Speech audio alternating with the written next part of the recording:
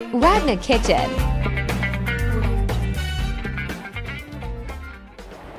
আসসালামু আলাইকুম গাইস, তো কেমন আছো তোমরা? তোমাদের আবারও স্বাগতম রত্না কিচেনে।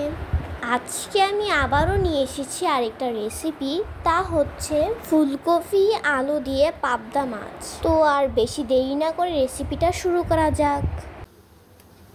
এখানে আমি পাবদা মাছগুলো কেটে ভালো করে ধুয়ে নিয়েছি, আর এখন মশলা দিয়ে এটা মাখিয়ে নিব। প্রথমে দিচ্ছি হলুদের গুঁড়া, লবণ, মাখিয়ে নিব এটা।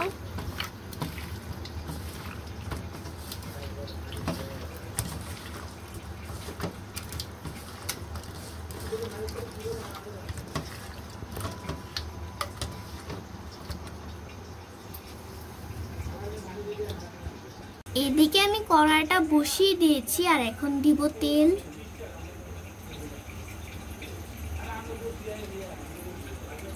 মাছগুলোকে এবার ভেজে নিতে হবে।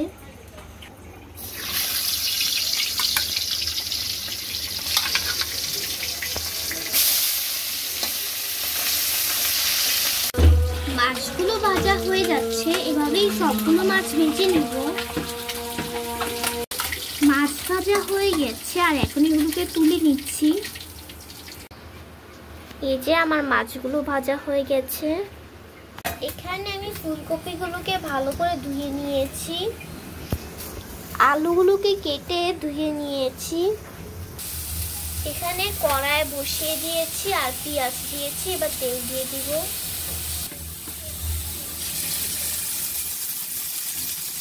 এখন পেঁয়াজগুলোকে ভেজে নেব।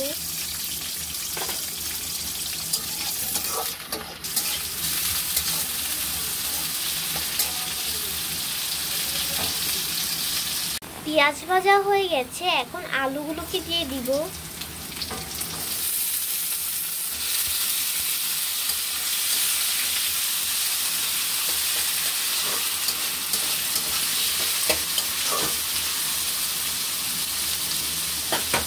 এখন ফুলকপিগুলোকে দিয়ে দিব। আলু আর ফুলকপিগুলোকে ভেজে নিতে হবে।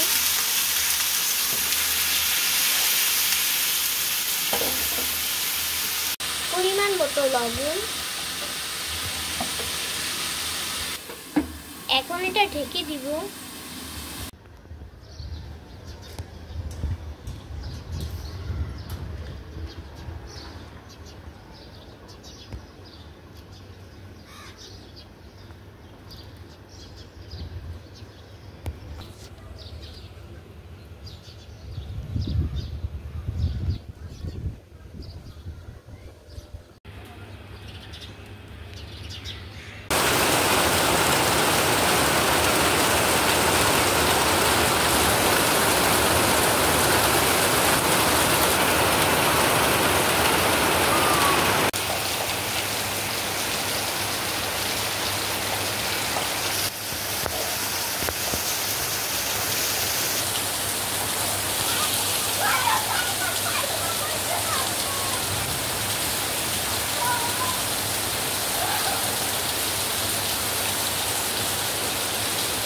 ঢাকনাটা এখন তুলে নিব।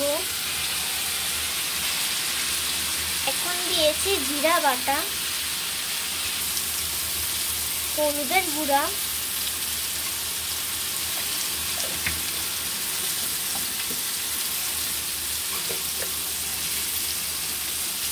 ধনিয়ার গুঁড়া,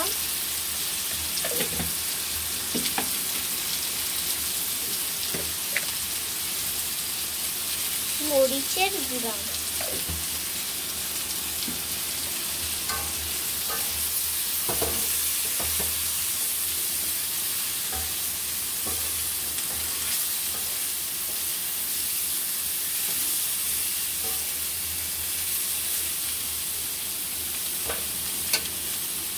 কাঁচা মরিচ,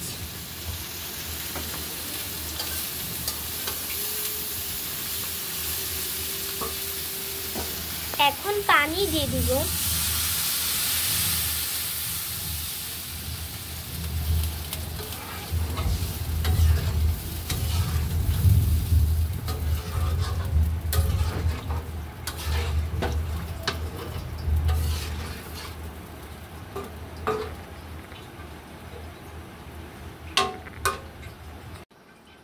এখন পাবদা মাছগুলোকে দিয়ে দিব।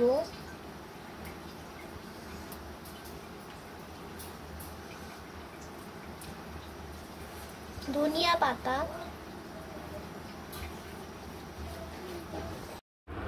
খুব সহজে কিন্তু তৈরি হয়ে গেছে আমার ফুলকপি আলু দিয়ে পাবদা মাছের রেসিপি। যদি আজকে ভিডিওটা ভালো লাগে তাহলে লাইক কমেন্ট শেয়ার করে দিও আর সাবস্ক্রাইব করে পাশে থেকো। আল্লাহ হাফেজ।